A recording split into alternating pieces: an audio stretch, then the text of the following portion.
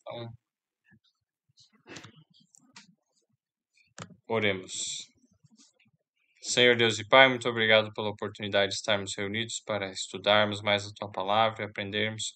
Pedimos o Teu Espírito a ser o nosso professor, por favor. Quem Tu sabes e Tu queres que esteja ainda presente, conduza para que venha participar. Os que vão assistir futuramente também, dá o Teu Santo Espírito nesse momento para compreendermos, por favor, em nome de Jesus. Amém.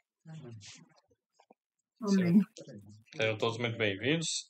É uma alegria poder estar com vocês aqui. Vamos ver aqui. Ó. Daniel capítulo 11. Olha, Daniel capítulo 11 é o capítulo que mais tem páginas nesse livro. Do Daniel Apocalipse. Existem alguns tópicos, algumas interpretações que o Ryan Smith faz sobre esse tópico de Daniel capítulo 11 que não estão assim, não são as mais, especialmente uma, né? Não é a mais coerente, a mais adequada. Nós já vamos entender o porquê, tá bom? Então vamos lá. Assim, é interessante nós entendermos uma primeira coisa ao estudarmos Daniel capítulo 11, que esse é um dos capítulos proféticos que teve mais diferentes interpretações, eu acredito, né? Diferentes interpretações e formas de ver. Esse é um capítulo mais complicado, mais difícil. Nós vamos começar aqui, então, no versículo 1. Só lembrando do contexto, que Daniel, capítulo 10, Daniel, ele jejuou 3 semanas, numa forma de jejum parcial, né? Um jejum que envolvia alguns tipos de alimentos mais estimulantes, mais fortes, usando somente alimentos simples. E não dando foco assim, né, para comer na comida, não, mas comendo moderadamente para manter a vida, mas assim não sobrecarregando os órgãos digestivos, a nossa mente fica mais clara. E essa semana eu experimentei algo também muito bom. E Deus conduziu, né, para fazer um jejum essa semana, claro, não da mesma forma como Daniel, né, nessa proporção de tempo, mas um jejum mais intenso, em 2 dias e pouco assim de jejum. E Deus também ajudou a abrir o meu entendimento para a palavra de Deus. E eu achei interessante como Deus guiou exatamente no mesmo contexto para entender as verdades do tempo do fim, que estão aqui em Daniel capítulo 11. Se nós começarmos ali no verso 1, Daniel 11, 1. Eu, pois, no primeiro ano de Dario o Medo, levantei-me para animá-lo e fortalecê-lo. Isso aqui é o anjo que está falando para ele, né? O anjo Gabriel. E agora te declararei a verdade. Eis que ainda 3 reis estarão na Pérsia, e o quarto acumulará grandes riquezas, mais do que todos. E tornando-se forte por suas riquezas, suscitará a todos contra o reino da Grécia. Então, aqui falando ainda de forma clara, né, da Pérsia, os reis que reinaram, né, na Pérsia, no caso, só me permitir aqui. Os reis que reinaram na Pérsia, o primeiro, então, dá para se... Da Pérsia mesmo, o primeiro que reinou foi o Dario, o Medo, não era da Pérsia. Aí depois que Medo morreu, ficou pouco tempo ali, veio o Ciro, o rei Ciro, esse era Pérsia. E daí depois de Ciro, Cambises II. Depois, por pouco tempo, eles chamam Esmerdes, tem na história, assim, se for olhar, falso Esmerdes, porque teve um ali que reinou pouco tempo, foi mais uma... Ele não era o legítimo, então não se considera como um legítimo, né, rei persa. E aí, por isso, a gente pula esse falso Esmerdes. Aí vai para Dario I Staspes, que seria o terceiro, e daí o Xerxes I. Que esse é o Assuero, mencionado no livro de Esther. Também esse Xerxes, né? Em outros locais ele é mas é isso aí. Então, essa foi a sequência dos reis persas. E olha só que interessante, né? Os quatro, né? E o quarto, ele acumularia grandes riquezas, o Assuero. Segundo Heródoto, né? Tem a parte, né, que ele foi batalhar, então, esse Artaxerxes contra a Grécia. E vamos ver agora Daniel 11, o verso 3. Depois se levantará um rei valente. Desculpa. Estudará todos contra o reino da Grécia. Isso. Essa parte final do verso 3, do verso 2, desculpa, né? E por suas riquezas, e suscitará a todos contra o reino da Grécia. Foi o que o Assuero fez indo lutar contra Atenas, levando 2 milhões de homens para atacar. Olha só, um exército de 2 milhões, é muita gente. Então, foi lá para atacar. Então, essas são as partes mais no início, né? Da parte persa com a Grécia lá. A Pérsia com a Grécia. No futuro ainda. No futuro do que o que estava acontecendo aqui com Daniel. No verso 4. Mas estando ele em pé, o seu reino será quebrado e será repartido para os quatro... desculpa, verso 13. Eu pulei o verso 13. Depois se levantará um rei valente que reinará com grande domínio e fará o que lhe aprouver. Então, depois do reinado persa veio a Grécia. E daí um valente, né? E o verso 4. Mas estando ele em pé, o seu reino será quebrado e será repartido para os quatro ventos do céu, mas não para a sua posteridade, nem tampouco segundo o seu domínio com que reinou, porque o seu reino será arrancado e passará a outros que não eles. Olha que interessante. Então, a mesma profecia que nós já vimos, começando lá na estátua, indo para os animais, os quatro animais, e depois passando para aqueles dois animais, os últimos, né? O bode e o carneiro. O carneiro, né? Primeiro, depois o bode. E agora ele repete a mesma informação, só que agora ele dá um detalhe. Que, olha, quem que foi esse que se levantou valente? Alexandre o Grande. E ele, estando em pé, o seu reino será quebrado. E será o quê?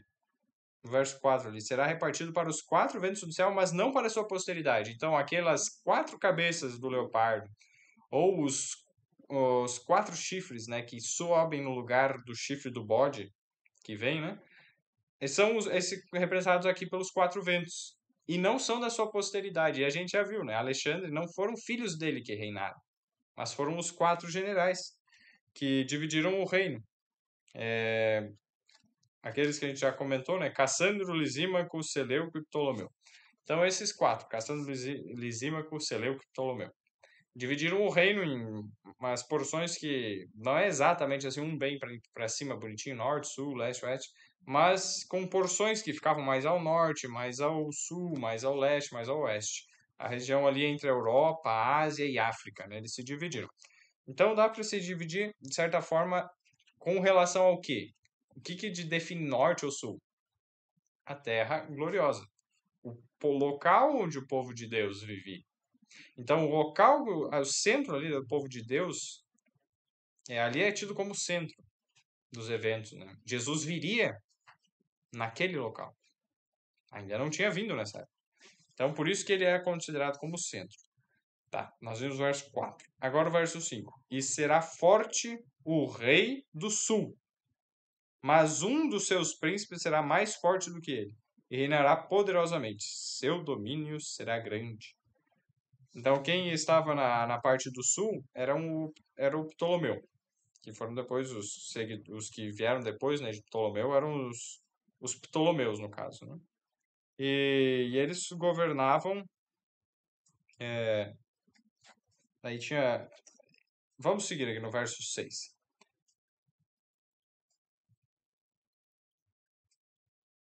Mas ao fim de alguns anos, eles se aliarão, e a filha do rei do sul virá ao rei do norte para fazer um tratado. Mas ela não reterá a força do seu braço, nem ele persistirá, nem o seu braço, porque ela será entregue, e os que a tiverem trazido, e seu pai, e o que a fortalecia naqueles tempos. O verso 7 agora, mas de um renovo das raízes dela, um se levantará em seu lugar, e virá com o exército, e entrará na fortaleza do rei do norte, e operará contra eles, e prevalecerá. Então, aqui em Daniel 11, a partir aqui do verso 5, 6, verso 6, verso 7, começam a entrar alguns elementos que já não fica tão fácil identificar quem é cada um deles. Por exemplo, eu vou comentar umas partes desse livro do Elias Brasil de Souza, o livro de Daniel. Então, Elias Brasil, que ele coloca algumas informações mais resumidas. Por exemplo, o capítulo 11 de Daniel é resumido, a parte de interpretação, algumas diferentes visões, né? Vou mostrar 1, 2, 3, 4, 5, 6, 7, 8, 9, 10, 11, 12, 13, 14, 15 páginas. 15 páginas pequenas dessa aqui. O capítulo 11 de Daniel nesse livro tem 50 páginas grandes, bem maiores, né? E a letra é muito maior, é menor, um pouco menor, e as linhas são mais próximas das outras, o que faz com que fique muito mais informação. Mas o que eu quero trazer para vocês é um entendimento, não tanto exatamente, é isso ou aquilo, porque não existe uma concordância entre os autores a respeito dos fatos. Existe, depois que eu dei uma estudada, né, sobre esse tema, existe algo que eu concordo mais, que é uma visão ali, numa interpretação que eu acredito, na minha visão, se encaixa melhor. Cada um pode também fazer isso. Só que o ponto principal não é nós vermos exatamente que não, é esse rei que se encaixa ali nesse momento, né?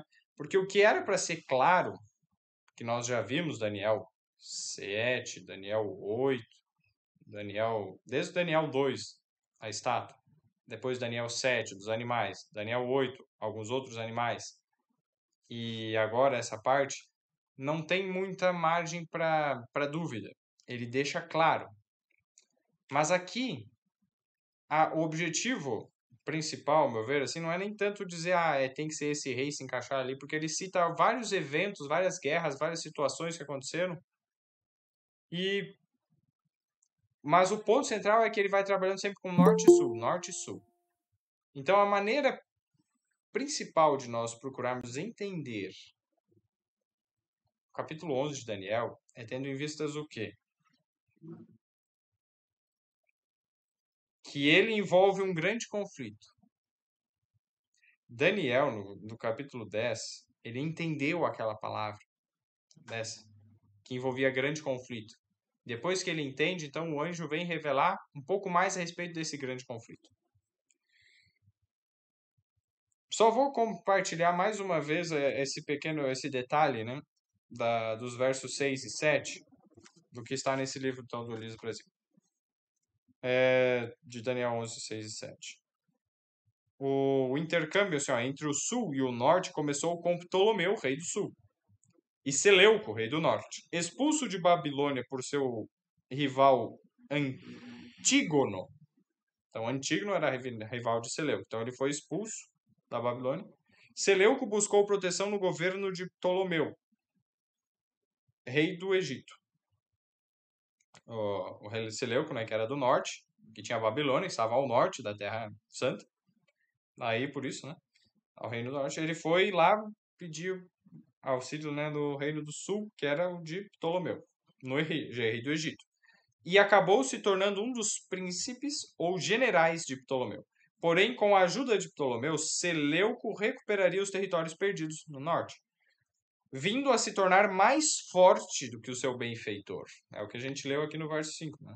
E será forte o rei do sul, mas um dos seus príncipes será mais forte do que ele. Então, um dos que inicialmente era inimigo, né, o Seleuco, foi lá pedir ajuda, um período ele ajudou, o Ptolomeu ele ajudou o Seleuco, Aí depois foram lá, reconquistaram a parte de cima, e aí esse Seleuco, né, que com a ajuda de Ptolomeu de baixo, Ptolomeu é do sul, Seleuco é de cima. O do sul ajudou o de cima depois que ele, né, foi expulso, veio aqui para o sul, daí os dois foram lá em cima, acima da terra de Jerusalém, foram lá para a parte da Babilônia, reconquistaram aquelas regiões, e aí agora esse rei do norte, Seleuco, se tornou mais forte do que o, o Ptolomeu de baixo, entenderam? É uns nomes diferentes, às vezes confunde, mas essa é a lógica. Anos depois, após uma dispendiosa guerra, os dois reinos selaram a paz mediante o casamento de Antíoco II Teos, neto de Seleuco, com Berenice, filha de Ptolomeu II. Então, olha só, o neto de Seleuco, que era do norte, o neto lá, casa com a filha de Ptolomeu II, aqui do sul. No entanto, o acordo não funcionou como esperado. Após a morte de Ptolomeu II, Laódice, ex-mulher de Antíoco, sequestrou e orquestrou a execução de Antíoco, de Berenice e do filho de Berenice. Então teve uma ex-mulher lá que matou os três. O verso aqui 6. Veja, vamos reler o verso 6 para a gente ver. Mas ao fim de alguns anos eles se aliarão, e a filha do rei do sul virá ao rei do norte para fazer um tratado. Exatamente o que aconteceu. A filha de Ptolomeu II, que era Berenice, foi lá casar com Antíoco II Teos, que era o neto de Seleuco. Mas, metade do verso 6 ali, mas ela não reterá a força do seu braço, nem ele persistirá, nem o seu braço, porque ela será entregue, e os que a tiverem trazido e os que a tiverem trazido, será entregue, e os que a tiverem trazido, e seu pai, e o que a fortalecia naqueles tempos. Então seriam entregues, né? Seriam entregues à morte. Não iam persistir. E foi o que aconteceu. E aí, depois haveria uma reviravolta, no caso, quando nós vemos o verso 7, mas de um renovo das raízes dela, um se levantará em seu lugar, e virá com o exército e entrará na fortaleza do rei do norte, e operará contra eles, e prevalecerá. Aí vem a furiosa reação de Ptolomeu III, irmão de Berenice. Ele invadiu o território do rei do norte, infligiu uma grande derrota ao inimigo e retornou vitorioso, trazendo tudo que fora saqueado para o Egito, inclusive os deuses dos sírios, os deuses dos sírios. E aí o verso 8 também, no caso, né? Também os seus deuses com as suas imagens de fundição, com os seus objetos preciosos de prata e ouro, levará cativos para o Egito, e por alguns anos ele persistirá contra o rei do norte. Tá. Deu para entender mais ou menos? Existe uma aplicação literal, existe. Eu recomendo que cada um depois procure dar uma estudada a respeito disso, mas o que eu quero compartilhar, algo que eu aprendi nessa semana, é a respeito dessa guerra entre o norte e o sul. O norte e o sul. Agora nós vamos lendo os próximos versos sem procurar entender exatamente onde que eles se encaixam na história. Beleza? Mas entender o que Deus quer nos ensinar nesse vai e vem de norte, sul, norte, sul, norte, sul. Verso 9. E entrará no reino o rei do sul, e tornará para sua terra. Mas seus filhos intervirão e reunirão uma multidão de grandes forças, e virá apressadamente e inundará, e passará adiante, e voltando levará a guerra, até a sua fortaleza. Daniel 11:11 agora. Então o rei do sul se exasperará, e sairá, e pelejará contra ele, contra o rei do norte. Este porá em campo grande multidão, e aquela multidão será entregue na sua mão. Daniel 11:12 agora. A multidão será tirada e o seu coração se elevará, mas ainda que derrubará muitos milhares, contudo não prevalecerá, porque o rei do norte tornará e porá em campo uma multidão maior do que a primeira. E ao fim dos tempos, isto é, de anos, virá à pressa, com grande exército e com muitas riquezas. Olha só que interessante. O verso 13 nos dá uma chave. Que quando a Bíblia fala em tempos, ela está se referindo a anos. Isso nós vimos quando estudamos lá a profecia dos 3 tempos e meio. Daniel 11, o verso 13 nos diz: e ao fim dos tempos, isto é, de anos, virá com pressa, com um grande exército e com muitas riquezas. Então, novamente, agora o rei do norte está dominando, certo? Verso 14. E naqueles tempos muitos se levantarão contra o rei do sul, e os violentos dentre o teu povo se levantarão para cumprir a visão, mas eles cairão. O verso 15. E o rei do norte virá e levantará baluartes e tomará a cidade forte, e os braços do sul não poderão resistir, nem o seu povo escolhido, pois não haverá força para resistir. Aqui nós estamos ainda no período, né, do reinado gregos, do reino da Grécia. E o verso 16. E o que, pois, há de vir contra ele, fará segundo a sua vontade, e ninguém poderá resistir diante dele.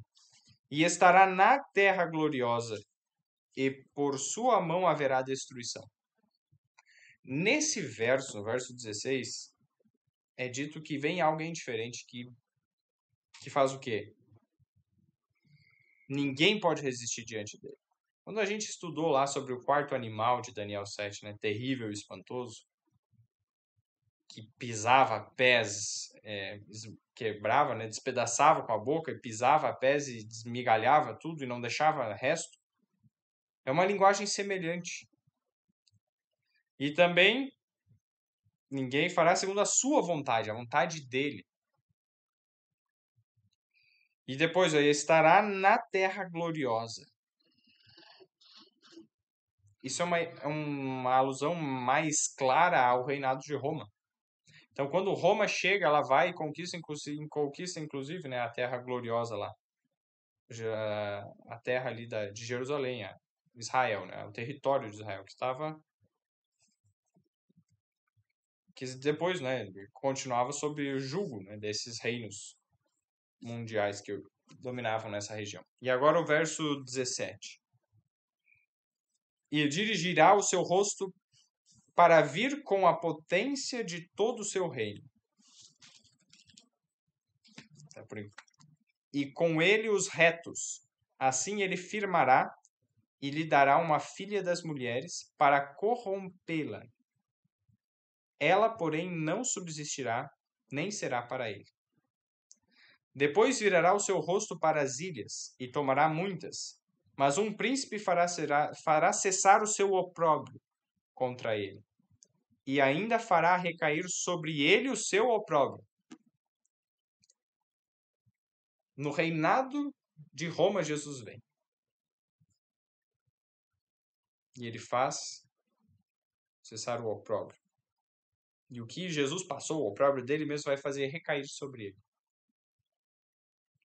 É o que nós falamos aquilo lá sobre o bode Azazel, no último estudo sobre as 2.300 tardes e manhãs, né, sobre o dia da expiação. É uma questão de justiça da parte de Deus fazer com que o que Jesus sofreu na cruz e o preço, né, do pecado, especialmente das pessoas que receberam o perdão de Cristo Jesus, aceitaram a Jesus, né, recaia sobre Satanás, como uma questão de justiça. Então ele vai pagar mais porque ele é o originador do pecado, mas ele não vai expiar porque o seu sangue não será derramado. Isso é interessante ficar claro. O verso 19 agora. Virará então o seu rosto para as fortalezas da sua própria terra, mas tropeçará e cairá, e não será achado. Verso 20. E em seu lugar se levantará quem fará passar um arrecadador. Então, Daniel 11, 20. Pela glória do reino, mas em poucos dias será quebrantado, e isto sem ira e sem batalha. Verso 21. Depois se levantará em seu lugar um homem vil, ao qual não tinham dado a dignidade real, mas ele virá caladamente e tomará o reino com engano. E com os braços de uma inundação serão varridos de diante dele e serão quebrantados, como também o príncipe da aliança. Daniel 11, 22. Daniel 11, 23 agora. E depois do concerto com ele, usará de engano, e subirá e se tornará forte com pouca gente. Virá também caladamente aos lugares mais férteis da província, e fará o que nunca fizeram seus pais, nem os pais de seus pais. Repartirá entre eles a presa e os despojos, e os bens, e formará os seus projetos contra as fortalezas, mas por certo tempo. Então, olha só.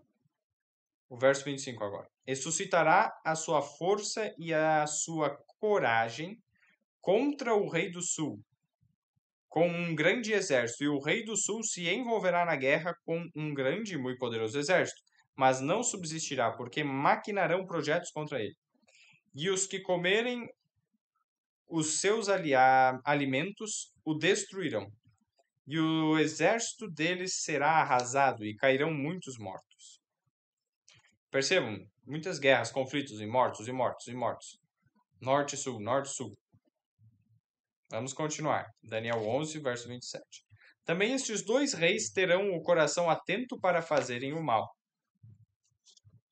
E a uma mesma mesa falarão a mentira. Mas isso não prosperará, porque ainda haverá o fim no tempo determinado. Esse é um outro verso-chave.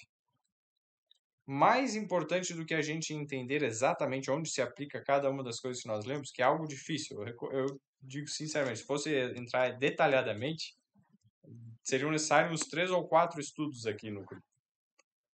Só sobre Daniel 11. Mas vamos procurar entender a essência, qual a mensagem principal para os nossos dias desse conflito, como se deu no passado e o que está por trás. O verso 27 ele é muito importante porque, vejam só, esses dois reis, está falando do rei do norte e rei do sul, um lutando contra o outro, e tinha muitos mortos ali no meio, certo? Infelizmente, não é certo, é errado, né? Mas tudo bem, entendemos, né? Certo no sentido entendido. Verso 27, então.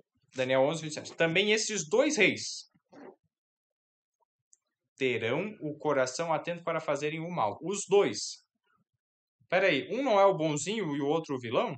Como geralmente os filmes colocam, né? Tem o lado bom, o lado mal, né? O bonzinho, o vilão. Mas não, os dois têm o coração atento para fazer o mal. Agora ali, ó. E a uma mesa falarão a mentira. A uma mesa. Essa expressão, a uma mesa, quer dizer que eles estão sentados na mesma mesa. Estão ali comendo juntos. Falarão a mentira juntos. Quer dizer que os reis que promovem guerras, muitas mortes, em partidos opostos, eles estão por trás dos bastidores juntos, comendo juntos e falando mentiras juntos e tendo o coração atento para fazer o mal, tanto um como o outro? Exatamente. Mas olha o que a promessa de Deus aqui. Mas isso não prosperará. Porque ainda haverá o fim no tempo determinado.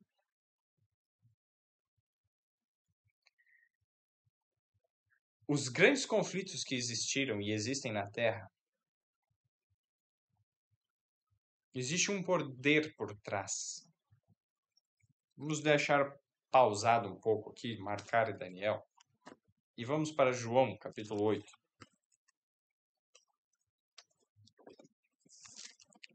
O verso 44. João 8,44. O que está escrito?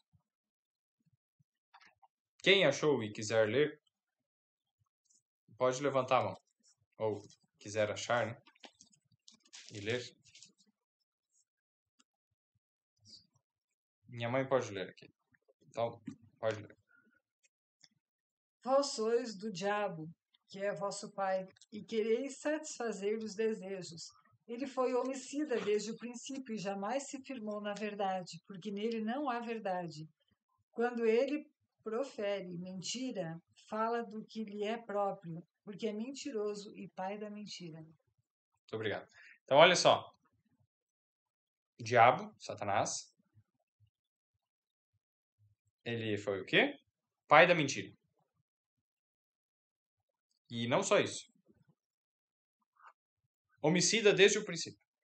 Quem que gosta de matar e ver sangue e morte? Satanás. Quem entra no mesmo espírito é filho do diabo, é filho de Satanás. Está sendo guiado, liderado, ensinado por Satanás. Quando a gente lê isso, e que ele não se firmou na verdade, mas ele mente porque ele é o pai da mentira, fala do que lhe é próprio, a gente volta lá para Daniel 11:27 e a gente vê muita coisa semelhante, certo?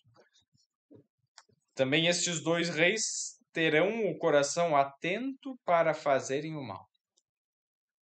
E a uma mesa falarão a mentira.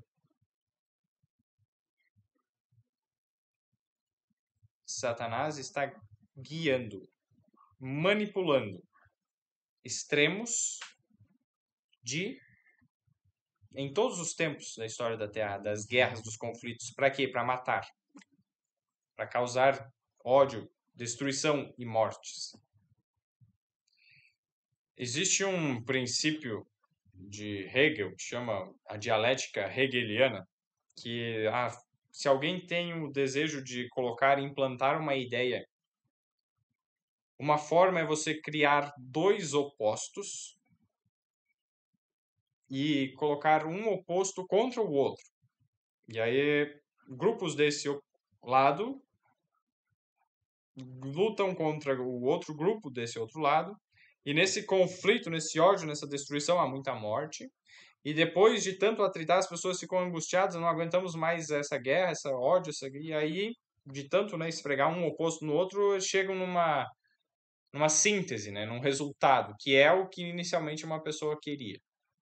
Mas se digamos, essa pessoa ou colocasse essa ideia inicialmente para as pessoas que estavam ali, elas não iriam aceitar aquela ideia. Não, isso aqui é diferente do que nós acreditamos, é diferente do que nós queremos, pensamos.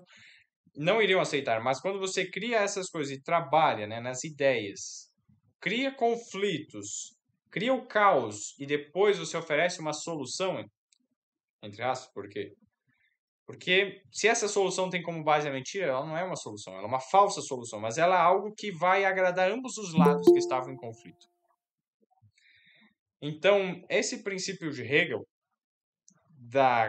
de criar a ordem a partir do caos, criar um caos para chegar a um resultado, é o princípio que ele foi teorizado por esse filósofo, Hegel, mas que já é visto desde antigamente, lá nos tempos desde que o mundo é mundo, na verdade. E a gente vê, mas mais claramente observado aqui, nos reinos do norte e do sul, ali desde a Grécia, principalmente na Grécia. Na Grécia em diante, na Grécia, Roma, depois de Roma até os nossos dias. Porque virá o fim no tempo determinado.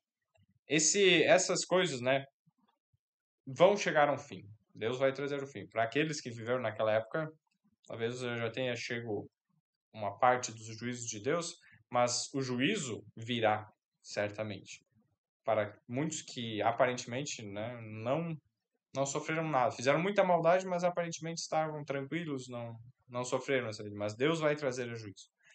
Ficou claro? Então esse verso é chave. Daniel 11:27. Vejamos seguindo agora. Daniel 11:28. Então tornará para a sua terra com muitos bens, e o seu coração será contra a santa aliança.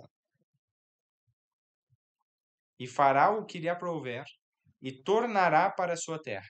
No tempo determinado tornará a vir em direção do sul, mas não será na última vez como foi na primeira. Porque virão contra ele navios de Quitim, e lhe causarão tristeza, e voltará e se indignará contra a Santa Aliança, e fará o que lhe aprouver. E voltará e atentará aos que tiverem abandonado a Santa Aliança.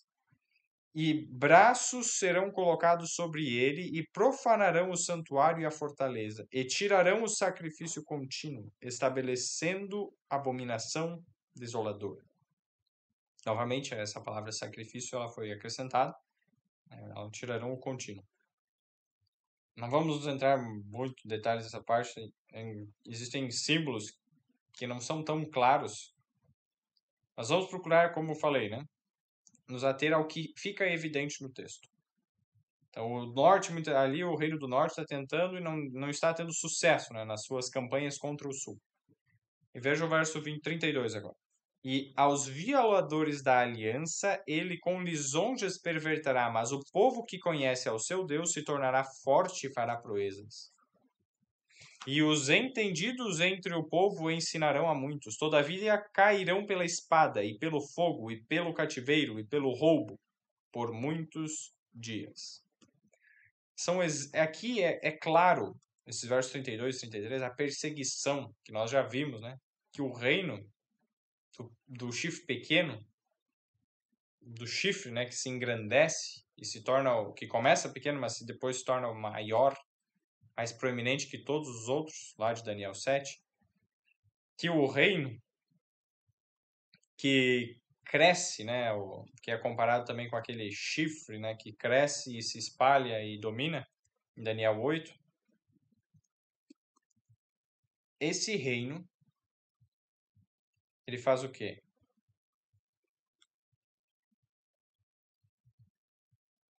Ele perverte aos que já violavam a aliança.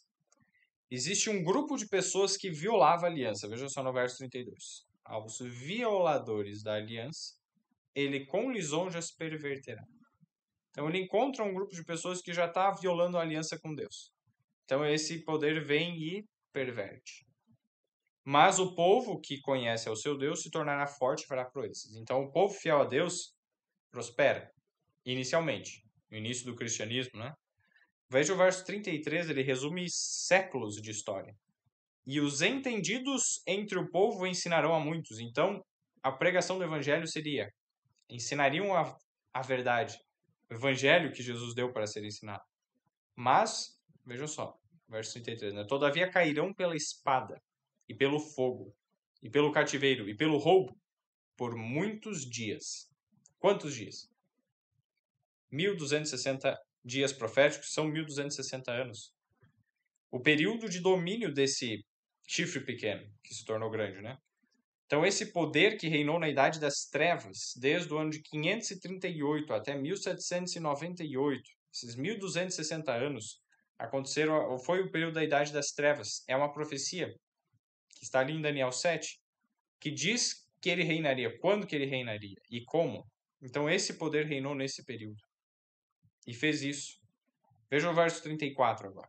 E caindo eles, serão ajudados com pequeno socorro, mas muitos se ajuntarão a eles com lisonjas. E alguns dos entendidos cairão para serem provados, purificados e embranquecidos até ao fim do tempo, porque será ainda para o tempo determinado. O fim do tempo, ou o tempo do fim. Ele já 2 vezes que falou isso. No verso 27 e agora no verso 35. Então haveria morte nesse período de 1260 anos. Mas quando terminasse, estaria chegando o tempo do fim. E é nesse tempo do fim que virá a retribuição contra esse poder que tem feito tanta maldade na história. Vejamos o verso 36. E esse rei fará conforme a sua vontade, e levantar-se-á e engrandecer-se-á sobre todo Deus. E contra o Deus dos deuses falará coisas espantosas, e será próspero até que a ira se complete, porque aquilo que está determinado será feito.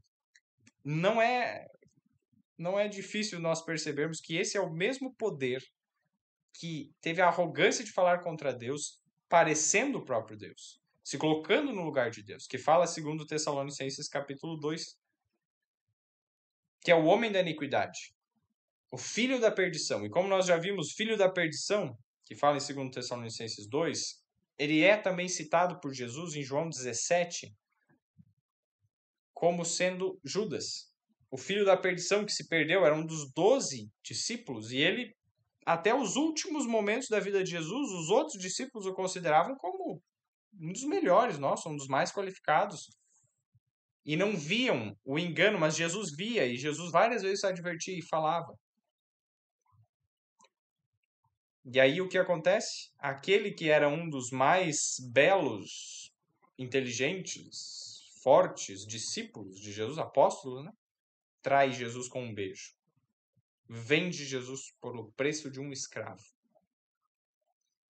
E aí Jesus compara esse sistema com as mesmas palavras que ele usou para descrever Judas. Esse sistema religioso parece discípulo, usa nome de apóstolo, mas trai Jesus com um beijo. Que sistema religioso parece um apóstolo de Cristo, usa nome de apóstolo, mas é um traidor, e que, se nós não estivermos atentos às palavras de Jesus, nós não percebemos ele como um traidor? Sem sombra de dúvidas. Não as pessoas que estão dentro, mas o sistema que é errado, que é corrompido. Tem muitas pessoas que estão ainda enganadas nesse sistema. Como os próprios 11 outros apóstolos de Jesus estavam enganados. E só depois que passaram-se acontecimentos de grande importância que eles perceberam e entenderam. Então, esse sistema é a Igreja Católica, Apostólica, Romana. Ele encaixa totalmente na profecia. Roma, que era o reino que perseguiu os cristãos no início, depois foi e, por lisonjas, se uniu com aqueles que não já estavam deixando a aliança de Deus, que nós vimos aqui no verso 32, os violadores da aliança. E com lisonja, Roma chega e se une a esse grupo de pessoas e forma um sistema aliado, um sistema misto de cristianismo e paganismo. Os romanistas, que eram os seguidores de Roma, eram pagãos, adoravam vários deuses. Os cristãos não. Mas quando os cristãos, Igreja Católica, Universal, né, que abrangia o mundo da época, apostólica, dizia seguir os apóstolos de Cristo, romana se torna romana, cumpre essa palavra da profecia, que é o quê? Virá apostasia. Segundo Tessalonicenses 2, diz que esse o iníquo, que é o anticristo, é o apóstata. Ele é um apóstata, né? Por que um apóstata? O que é um apóstata? Apóstata é aquele que um dia foi fiel e depois trai. Não existe como eu ser um ex-presidente do Brasil se um dia eu não fui presidente do Brasil. Você nunca foi presidente do Brasil. Eu sou o ex-presidente do Brasil. Não, você não foi presidente. Se a pessoa foi presidente, aí chega um ponto que ela é ex-presidente. Então, esse sistema ele sai de dentro do que inicialmente consistia a igreja cristã e se corrompe e se torna um apóstata. Então, o anticristo não vem do mundo, o anticristo não é o Islã, o anticristo não são os ateus, o anticristo não é um rei, uma pessoa poderosa hoje, não é isso, não é aquilo, não. O anticristo é alguém que um dia foi cristão e depois deixou de seguir, mas tem essa aparência de engano. É apóstata, e o pior de tudo, é um apóstata descarado que mente e diz que não é apóstata. Como Judas, eu sou de si, eu sou apóstolo, estou aqui. Mas olha o final da vida de Judas, vale a pena? Não. Então, quando nós analisamos esse sistema, nós percebemos que a profecia já nos adverte desse engano. Como nós somos enganados facilmente. Então, em vez de querer acusar os católicos, não, pelo contrário. Não estou acusando ninguém, mas mostrando e pedindo a todos aqueles que já foram católicos ou ainda são católicos, se caia de joelhos em oração e pedindo a Deus que mostre qual é a verdade a respeito disso. Tenha o desejo de conhecer a verdade como Daniel. E, se necessário, faça jejum. O jejum de Daniel, jejue. E busque a Deus para entender essas coisas. São coisas que envolvem a nossa salvação. E Deus está falando isso exatamente para essas pessoas que estão sem saber, sem perceber, estão ali achando que está tudo certo, mas na verdade não está tudo certo. Verso 37 agora. E esse poder, né, não terá respeito ao Deus de seus pais, nem terá respeito ao amor das mulheres, nem a Deus algum, porque sobre tudo se engrandecerá. Mas em seu lugar honrará a um Deus das forças, e a um Deus a quem seus pais não conheceram. Honrará com ouro e com prata, e com pedras preciosas, e com coisas agradáveis.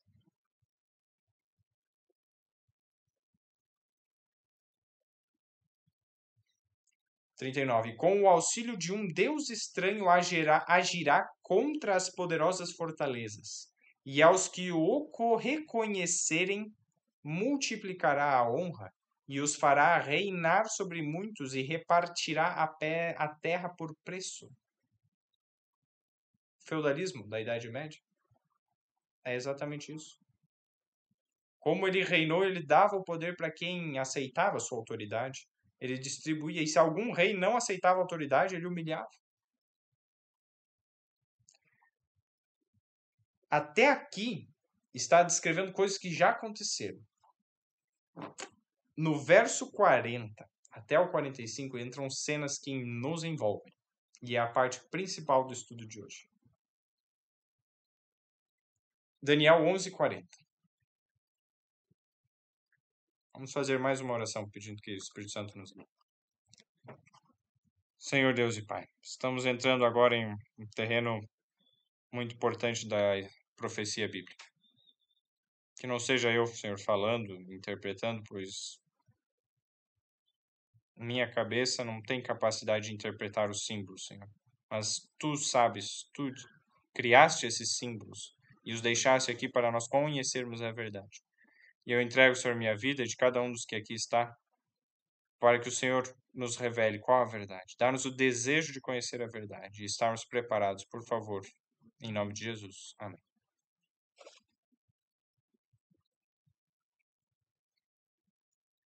E no fim do tempo, verso 40, Daniel 11:40. E no fim do tempo, estava dizendo antes, né, quando chegasse, né, o fim do tempo. Agora já chegou o fim do tempo, ou seja, depois de 1798. O rei do sul lutará com ele, com o rei do norte, contra o rei do norte, que estava dominando até ali, né? E o rei do norte se levantará contra ele com carros e com cavaleiros e com muitos navios, e entrará nas suas terras, e as inundará e passará. Verso 41. E entrará na terra gloriosa, e muitos países cairão, mas da sua mão escaparão a estes Edom e Moabe, e os chefes dos filhos de Amon. E estenderá sua mão contra os países, e a terra do Egito não escapará. E apoderar-se-á dos tesouros de ouro e de prata, e de todas as coisas preciosas do Egito, e os líbios e os etíopes o seguirão. Mas os rumores do Oriente e do Norte o espantarão. E sairá com grande furor para destruir e extirpar a muitos. E armará as tendas do seu palácio entre o grande mar e o monte santo e glorioso. Mas chegará ao seu fim, e não haverá quem o socorra.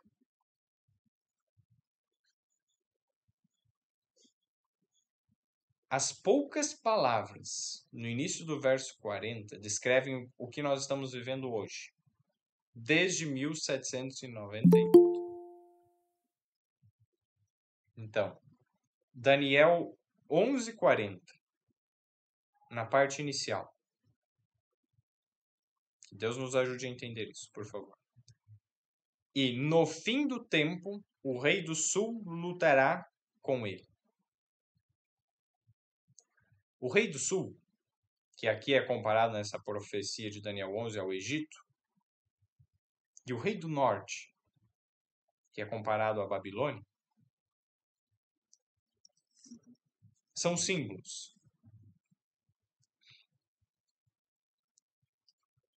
A Babilônia representa um poder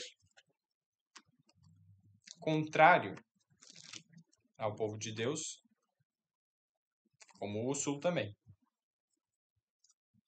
Mas que ele mantém uma aparência de religião. A Babilônia. E essa Babilônia, que não é descrita no Apocalipse, se Deus permitir nós vamos estudar, que dentro dela está esse sistema romano, que nós acabamos de falar.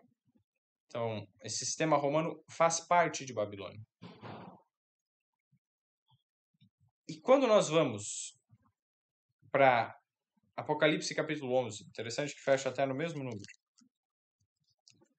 é uma profecia que trata exatamente dessa transição por volta do ano de 1798. E nesse período que ocorreu algo na França, quem sabe, perto de 1790 e pouco, aconteceu algo na França. O que aconteceu? Isso aí, Diego. Revolução Francesa. Capítulo 11 de Apocalipse revela a Revolução Francesa e o que acontece em sequência. Apocalipse 11. Nós não vamos entrar toda a parte, todo o livro, todo o capítulo, mas depois que a França decide por lei que Deus não existe, que a Bíblia seria proibida, destruída, os cristãos seriam mortos. Já tinha sido feito isso muito tempo antes, já estavam fazendo desde 1500 e tanto, rejeitando o testemunho de várias pessoas, estavam tomando a sua decisão, até que chegou a colheita, né? Estavam semeando toda essa... E aí o povo, vendo toda essa crueldade, que a própria Igreja Católica lá na França induzia as pessoas a destruírem os reformadores, aos protestantes, e a matarem, a massacrarem vários massacres, né? Massacre de São Bartolomeu e outros terríveis que corria sangue nas ruas, como córregos de um rio. E aí, depois que então acontece toda essa crueldade e o povo, não, é esse tipo de religião, é esse tipo de cristianismo que é ensinado para nós, nós não queremos isso. E se voltam contra isso, só que é um falso, né? Exatamente. E aí cria um outro extremo. Então, esse extremo do norte, de religião, devido à sua perseguição, Satanás faz subir essa besta que sobe do abismo, que está aqui descrito em Apocalipse 11, o verso 7. E quando acabarem o seu testemunho, a besta que sobe do abismo lhes fará guerra e os vencerá e os matará. Então essa besta que sobe do abismo, que é a teologia progressista, revolucionária, e tem outros termos que envolve o ateísmo, que nega a existência de Deus e que seria hoje descrita melhor pela palavra de esquerda. O início da esquerda em si, da parte política, ideológica da esquerda surge aqui. Então a besta que sobe do abismo vem e vai fazer o que com as testemunhas? No caso, então, o testemunho de Jesus, com a palavra de Deus, vai destruir, deixar por 3 anos e meio a Bíblia, digamos, como se fosse morta, exposta lá. Mas depois de 3 anos e meio, Deus traz vida novamente a elas. E isso acontece depois quando vem o ímpeto das sociedades bíblicas, né, na Inglaterra, na Alemanha, em vários locais, né, da Europa, nos Estados Unidos também. E aí, o resultado Revolução Francesa é o quê? O povo, então, se volta contra os seus líderes e contra a Igreja Católica e começa a matar todos. Aí entra a Revolução Francesa, o reinado do terror. Começam os girondinos, jacobinos, aí outros dois grupos extremos lá começam cada um se matar um ao outro e vai. E Satanás cria isso para quê? Para matar, como nós vimos lá. Tanto um lado como o outro estão guiados pelo mesmo. Tanto um extremo foi induzido por Satanás, como o outro extremo também. E por trás dos panos eles estão juntos, comendo na mesma mesa, como diz Daniel 11:27, né? Falando a mentira, tendo desejos maus no coração. Quando a gente entende isso, a gente percebe tanto a direita política hoje, ideológica, como a esquerda tem laços por trás dos panos e objetivos em comum, mas são colocados como de extremos para colocar a população uma contra a outra e gerar guerra, discussão, intriga, briga, para chegar num fim que eles desejam. Isso é planejado, não é à toa. E quando a gente vem aqui no verso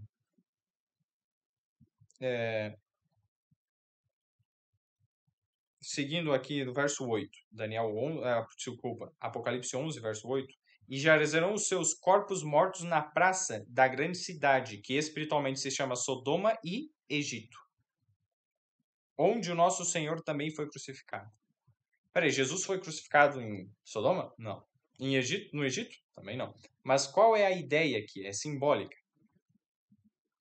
A perseguição contra Jesus e contra as verdades de Cristo nesses locais foi tão forte que é como se eles tivessem crucificado a Cristo lá.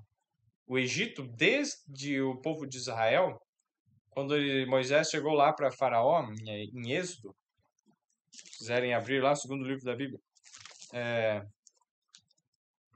Êxodo capítulo 5,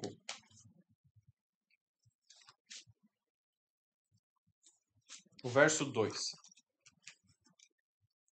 Êxodo 5, verso 2. Daniel, o verso 20 você diz com relação a de Apocalipse? Seria o Apocalipse 11, 8 que nós lemos, né, que fala Egito e Sodoma. Mas agora indo para Êxodo 5, verso 2. Tranquilo. Isso aí, Êxodo 5, verso 2. Mas Faraó disse...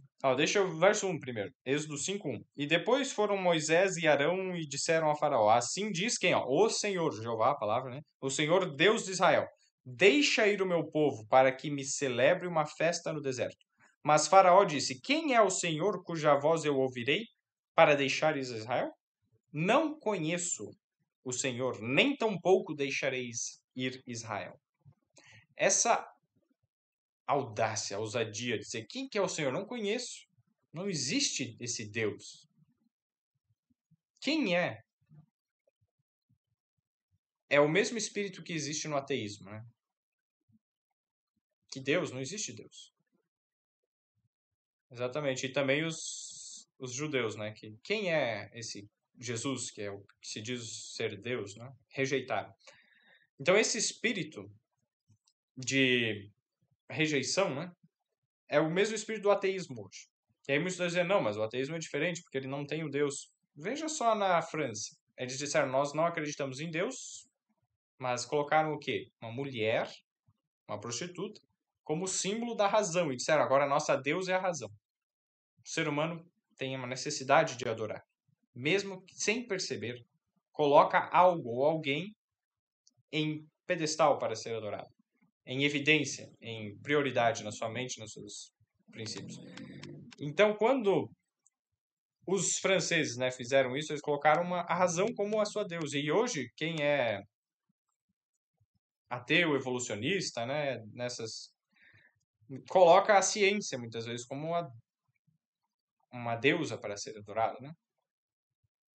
E quando a gente vai e entende esse princípio de que o Egito é a característica do ateísmo, de ideologias que negam a existência de Deus, que se opõem ao que Deus ensina, e que, no caso lá, né, da França, Sodoma representa a promiscuidade sexual, que foi o que aconteceu também, né, antes da Revolução Francesa, depois que eles rejeitaram, fizeram esse adoração à razão e daí tinham orgias públicas, era uma depravação total.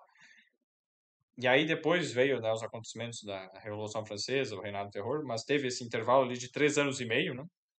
Que daí, voltando para Daniel, quando nós entendemos que esse símbolo do Egito significa essa afronta contra Deus, do princípio do ateísmo, essa ideologia, né? Aqui o Reinado do Sul, que é também comparado, o Reino do Sul, que é comparado com o Egito, tem essa mesma característica, a negação a Deus. Nesse livro de Uriah Smith, ele acaba colocando o Sul como sendo o islamismo. Mas o islamismo não é a negação de Deus. Eles creem no Deus lá, né? Mas, então, nesse aspecto, não fecha o princípio aqui profético. E, conforme tem estudado na Bíblia, como que nós entendemos a respeito do que está dominando hoje. E vejam, hoje muitas ideias de esquerda estão se espalhando no mundo, né? Nem vou falar, mas todas as ideologias, isso e aquilo e tal, estão espalhando, e aí as pessoas começam a ver esse caos, daí começa a briga, a direita querendo lá, e a esquerda começa a briga, e aí tudo isso já é planejado. E aí o que vai acontecer depois? Vejam só. Vamos reler ali, Daniel 11, verso 40. No fim do tempo, o rei do sul lutará com ele. Então, o rei do sul hoje está lutando, parece que está para ganhar, né? Está prevalecendo. E aí? E o rei do norte levantará contra ele com carros e com cavaleiros e com muitos navios. Carros, por meio da terra, né? Cavaleiros,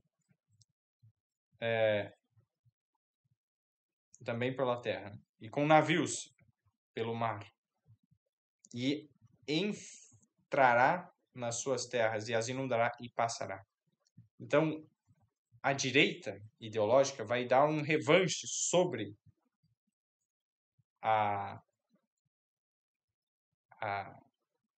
as ideologias de esquerda. Essa descrição, agora eu não lembro o texto exato, mas essa descrição, né, de vir com carros, com cavalheiros, e vir e inundar, é algo que lembra algumas descrições de que Deus ele diz que faria vindo a própria volta de Jesus. Então, a vinda desse rei do norte é uma imitação da vinda de Jesus, como Satanás, né? Que mente, engana. Vou ler aqui o comentário do Diego. O rei do sul seria o protestantismo apostatado misturado com o ateísmo e o espiritismo? Na verdade, o rei do sul é o ateísmo. É mais a questão de esquerda. O protestantismo, juntamente com o papado, que está mais por trás dos panos, mas que ele está controlando, o protestantismo seria Apocalipse 13, a besta que surge da terra. A besta que surge do mar é o papado, que controla o protestantismo, porque o protestantismo, a besta que surge da terra, faz com que eles adorem a primeira besta. E essa primeira besta tem como o maioral dela o próprio Satanás, Lúcifer, né? Então o dragão dá a sua autoridade à besta, que surge do mar, ou seja, Satanás dá a sua autoridade ao papado, o papado influencia o protestantismo, e aí quando o protestantismo vem essa hoje, né, voltando aqui, vem esse reino do sul, né, essa ideologia de esquerda, a revanche será dada juntamente com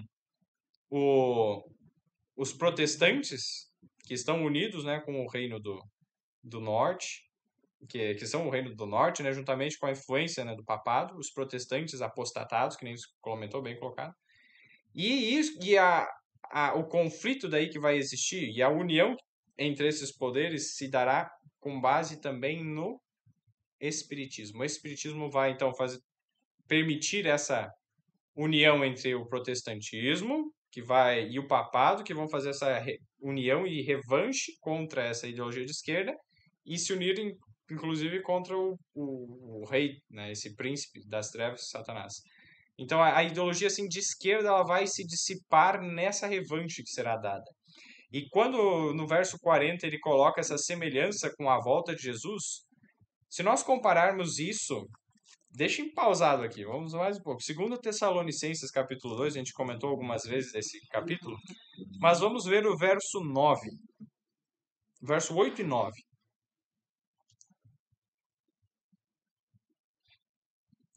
Desde o verso 3 até o verso 12 é uma descrição do que a gente já leu a respeito desse poder do papado, de como que ele agiria, né?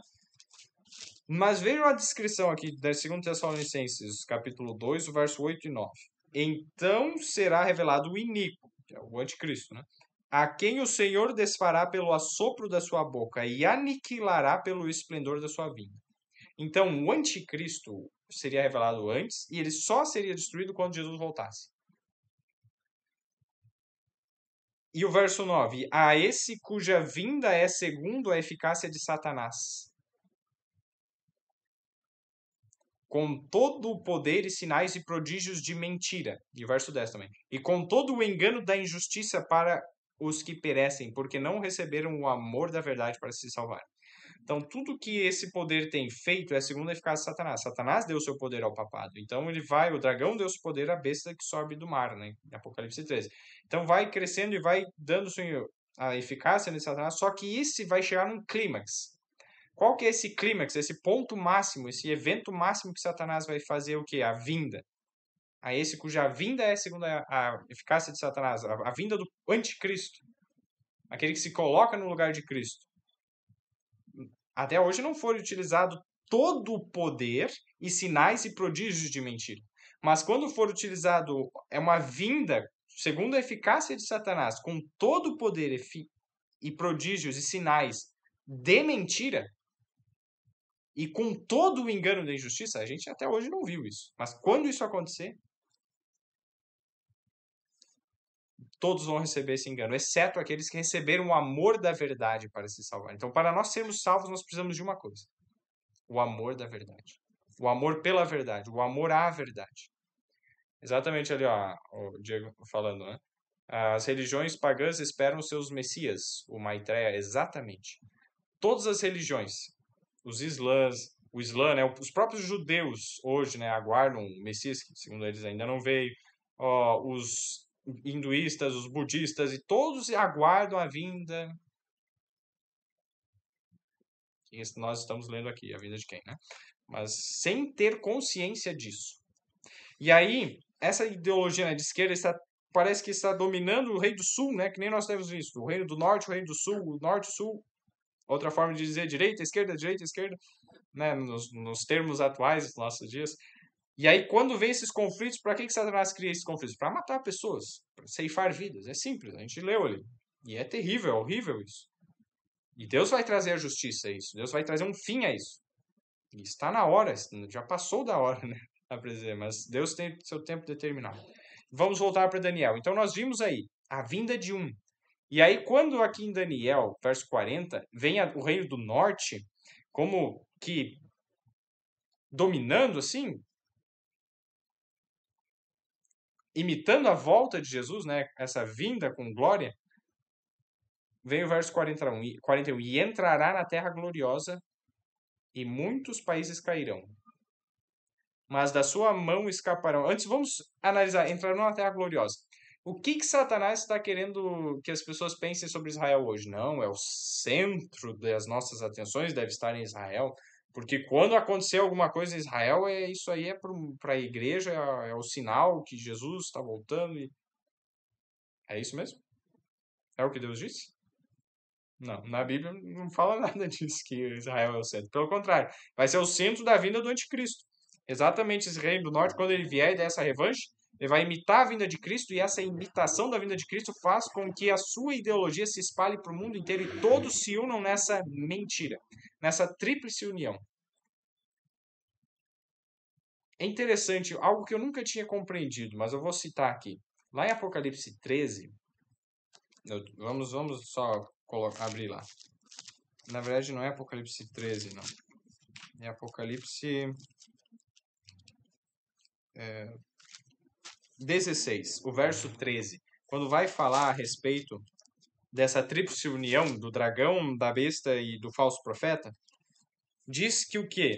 Apocalipse 16, o verso 13.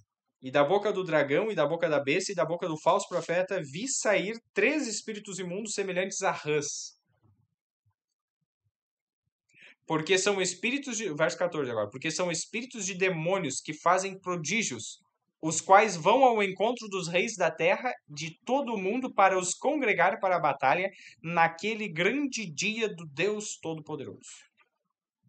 E aí o verso 15. Eis que venho como ladrão, bem-aventurado aquele que vigia e guarda as suas roupas para que não ande nu e não vejam as suas vergonhas. Então vejam só, essa vinda, né? Fazem esse prodígio, esses espíritos de demônio que vão para o mundo inteiro para congregar as pessoas para a batalha contra Deus, né? Nesse grande dia de Deus.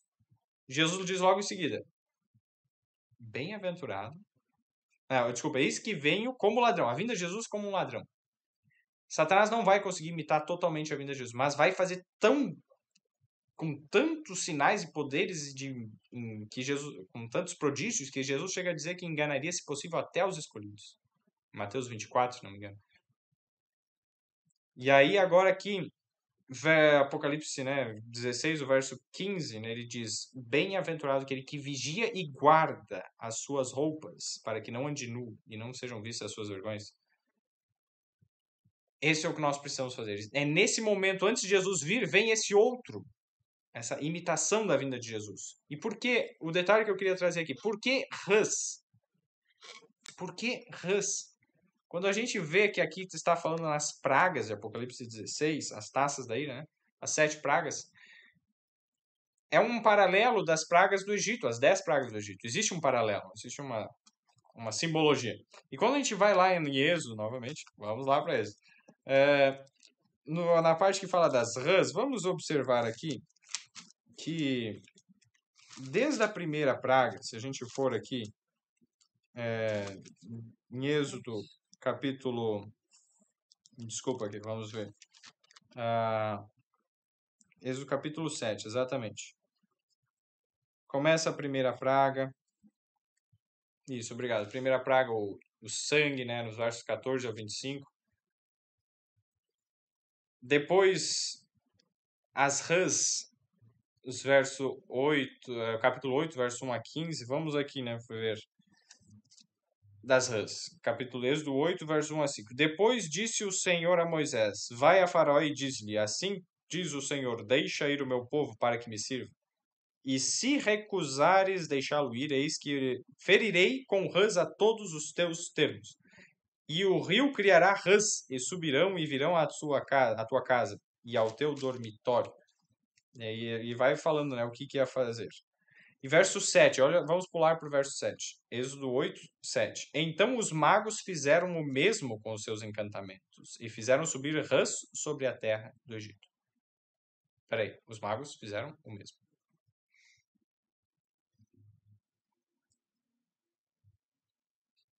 E vejam agora a próxima praga, a terceira praga, o verso 16. 8:16. Êxodo 8:16. Disse mais o Senhor a Moisés, dize a Arão, estende a tua vara e fere o pó da terra, para que se torne em piolhos por toda a terra do Egito. E fizeram assim, e Arão estendeu a sua mão com a sua vara, e feriu o pó da terra, e havia muitos piolhos nos homens e no gado. Todo o pó da terra se tornou em piolhos em toda a terra do Egito. Quantidade de piolho, misericórdia. Aí olha o verso 18. E os magos fizeram também assim com os seus encantamentos para produzir piolhos, mas não puderam. E havia piolhos nos homens e no gado. Não puderam. A primeira praga eles fizeram por encantamentos, por engano, uma imitação. A segunda praga, a primeira praga era do sangue, né? Água e sangue. A segunda praga, as rãs também fizeram encantamento, ali no verso 7. Mas no verso 18 aqui, eles não puderam. Os encantadores do Egito não puderam fazer. O que nós entendemos? A praga das rãs foi a última que os magos puderam copiar, imitar, por meio de engano, de encantamento, de falsidade. Não era de forma verdadeira como Deus fez. Mas eles conseguiram, por meio de sinais e prodígios. Quando fala lá em Apocalipse, capítulo 16, que a união, né, desses poderes do dragão, da besta e do falso profeta, sai das suas bocas 3 espíritos semelhantes a rãs, a manifestação dos espíritos maus enganando o que Deus, a prodígio de Deus no caso, né, a praga de Deus, elas vêm e enganam, exatamente nos traz esse símbolo, algo que Deus disse que fará. Jesus disse que vai voltar. Satanás imitará a vinda de Jesus. E da mesma forma como as rãs foi o último engano, o último, no caso, evento que Deus fez, que Satanás conseguiu imitar, é uma ideia de que esses espíritos de demônios que vêm, né, semelhantes a rãs, é a última manifestação de engano que Satanás vai conseguir fazer. Ficou claro? Então, a última manifestação de engano que Satanás consegue fazer vai ser a imitação da vinda de Jesus. E agora, voltando, se Deus quiser, né, para encerrarmos, Daniel 11, verso 40. Nós vimos, né, que vai vir essa revanche, verso 41, né? E entrará na terra gloriosa, e muitos países cairão. Então, Satanás fica esse indício de que Satanás vai imitar claramente a vinda de Jesus na terra gloriosa. E aí, quando vos disserem, eis que Cristo veio onde? Na terra gloriosa?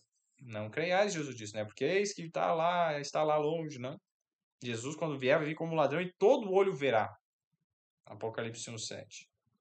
Eis que vem com as nuvens e todo olho verá, até mesmo aqueles que os traspassaram. E outros versos, Apocalipse, Mateus 24, Mateus 25, tem vários textos escrevendo como será a vinda de Jesus. Ninguém vai precisar te dizer, olha aqui, olha nos noticiários, olha aqui, Jesus voltou, olha. E mesmo que isso aconteça em vários locais do mundo, Satanás vai fazer prodígios para o mundo inteiro. Mas a Terra Gloriosa é um dos centros da ação dele. Né? Vamos ver aqui, Diego. Só. Isso que fico em dúvida. Ele virá em carne e osso ou incorporará em algum filho mau? Os anjos maus também podem se tornar humanos? Satanás vai manifestar de uma maneira como nunca antes. Ele vai vir em esplendor, e não só ele, os espíritos também. Haverá uma manifestação assim de anjos maus de maneira maciça. E aí eles vão começar a fazer o quê? A gente sabe daí também que parentes nossos vão aparecer dizendo, olha, o que eles estão falando é verdade. Pessoas, né, talvez grandes pessoas do passado, vão começar a se materializar, não necessariamente em carne e osso, mas na maneira como eles têm essa tecnologia, esse acesso, de maneira assim impecável, maneira perfeita eles manifestam, pessoas que já viveram.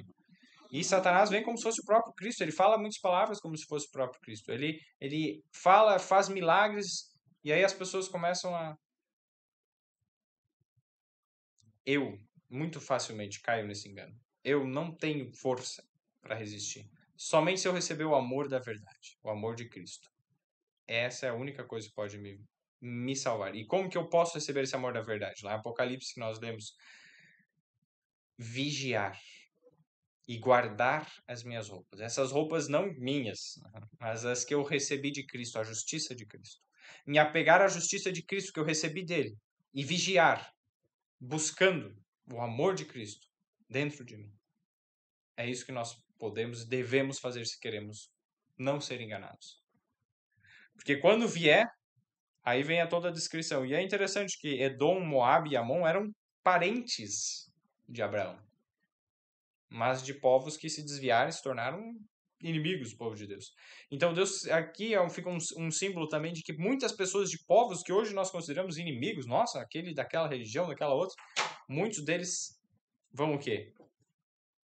Não escaparão, muitos deles escaparão. Tem pessoas sinceras em todos, inclusive os de Ismael, os ismaelitas, né, que depois viraram os que hoje são os islãs, o Islã, né, o islamismo e de outras vertentes também, mas o islamismo tem muitas pessoas sinceras que são parentes de Abraão, de alguma forma, e que não cairão, não serão enganadas.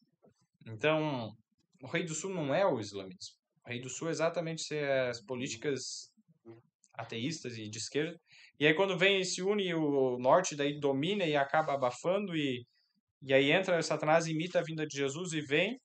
Alguns de todas as religiões, de todos são libertos por Cristo Jesus, né? Não são enganados, escapam, porque são sinceros e fiéis. Até mesmo a grande parte de crentes da comunidade católica, né? Da fé católica, apostólica romana, estão buscando a verdade. E aí vem o chamado de Apocalipse 18, né? Sai dela, povo meu. 18, verso 4, se não me engano. Apocalipse 18, 4. E aí, quando a gente... 4 ou 5, né? Aí, quando a gente vem aqui, ó, para encerrarmos, né? Quando vem todos esses eventos, o verso 44, mas os rumores do Oriente e do Norte o espantarão. Então, esses rumores dão uma ideia da mensagem que Deus trará, esses rumores. As 3 mensagens angélicas são um símbolo disso que vai trazer o quê? Veja o seguinte, e o espantarão, vai espantar esse reino que Satanás vai tentar impor, né? E aí vem as 3 mensagens angélicas sendo pregadas no poder do Espírito Santo e Apocalipse 18, né? Exatamente descrito. E nesse momento Satanás se manifesta e tal, e muitos não, a maioria não tem consciência que é Satanás. Nós visivelmente não temos evidência de dizer, esse é Satanás, não, mas é só pela palavra de Deus. E aí nesse momento, quando está tudo acontecendo, que se cumpre Apocalipse 18, caiu Babilônia e se tornou morada de demônios, covil de saltadores, todo espírito imundo. Nesse momento se cumpre isso ao máximo. Já tem se cumprido assim, mas nesse momento que é o clímax. E aí vem a mensagem, sai dela, povo meu. E aí ali a ponto final, todos que aceitarem essa mensagem desses, que é chamado aqui de rumores, tomam a sua decisão. Todos tomaram, ponto. Até ali pode morrer pessoas sinceras e fiéis em testemunho à verdade. Mas depois que todos tomarem a sua decisão, não morre mais ninguém. E aí começa a cair as 7 pragas do Apocalipse 16. E aí, quando a gente chega aqui, os rumores se espantarão e sairá com grande furor. Satanás vai sair com grande furor para destruir e estipar a muitos. E armará as tendas do seu palácio entre o mar e o grande monte santo e glorioso. Mas, olha só, chegará ao seu fim e não haverá quem o socorra. E aí vem o verso 1 de Apocalipse 12, que nós vamos estudar na próxima vez, mas já vamos concluir hoje com o verso 1 ali. Ó. E naquele tempo, ou seja, nesse tempo que está descrevendo aqui, se levantará Miguel, o grande príncipe, que se levanta em favor dos filhos do seu povo, do teu povo. E haverá um tempo de angústia qual nunca houve, desde que houve nação até aquele tempo. Depois da pregação das 3 mensagens angélicas, Apocalipse 18, todos aceitarem, fechou a porta, a oportunidade de salvação, tempo de angústia. Mas Miguel se levanta, tempo de angústia. E aí, ó, mas naquele tempo livrar-se-á o teu povo, todo aquele que for achado escrito no livro. Amém? Vamos ver só aqui a pergunta do Diego. Eric, na sua concepção, em que fase estamos hoje agora? Com o pé dentro do fim da terceira mensagem angélica? Você acredita que poderá haver uma terceira guerra mundial? Porque para que Cristo volte, o mundo deverá entrar numa crise como nunca antes vista. Mas o que está por vir não se iguala em nada ao que estamos passando. Hoje é só o princípio das dores. Assim, segundo as profecias da palavra de Deus, tenho entendimento hoje, e estou aberto estudando para se estiver errado, mas a compreensão que tive até hoje é que nós estamos onde? Daniel 11:40, no início ainda. Essa revanche do Reino do Norte ainda não aconteceu de forma total, a ponto de extirpar o Reino do Sul, ou seja, eliminar praticamente o pensamento de esquerda, né? Ou transformá-lo para junto de si, né? Dominá-lo e trazê-lo ao seu domínio. Isso ainda não aconteceu. Então, estamos nesse intervalo. Quando isso acontecer, é muito rápida a sequência de eventos, é muito rápida. E pode ser que aconteça uma terceira guerra mundial, pode ser, e talvez ainda antes de acontecer esse revanche, pode ser que venha essa guerra e tal, e daí aconteça em algum momento, não sabemos ao certo, mas estamos vivendo esses momentos. Por isso precisamos vigiar.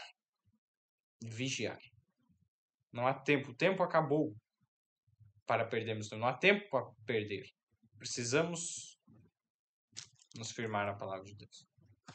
Então, queridos, vamos orar, então, para encerrarmos, que esse estudo foi um pouco mais longo do que os outros. Peço perdão. E, se Deus quiser, até semana que vem para estudarmos as cenas finais de Daniel, capítulo 2. Esse é um livro esse é um capítulo que vale a pena. Então, queridos, vamos colocar em posição de reverência para orarmos. Senhor Deus e Pai, muito obrigado pelo estudo de Daniel 11. Senhor, esse capítulo tão difícil, muitas vezes, ser totalmente compreendido. Muitos detalhes, talvez, Senhor, não compreendemos bem. Mas pedimos que nos dê entendimento do essencial, do principal que o Senhor quer que entendamos. Eu peço que o Teu Espírito esteja guiando, clareando a cada um, para compreendermos o tempo em que estamos vivendo, para sabermos o que virá acontecer a seguir. Eu peço a Tua direção, Senhor. Ajuda-nos a hoje vigiar, a orar, a estarmos firmados na Tua palavra. Eu peço que hoje, Senhor, estejamos guardando as nossas vestes e recebendo o amor da verdade para sermos salvos, libertos do engano. Por favor. Eu peço isso não pelos meus méritos, mas nos méritos de Jesus e pelo Espírito Santo. Amém. Um bom descanso a todos. Se Deus quiser, até semana que vem.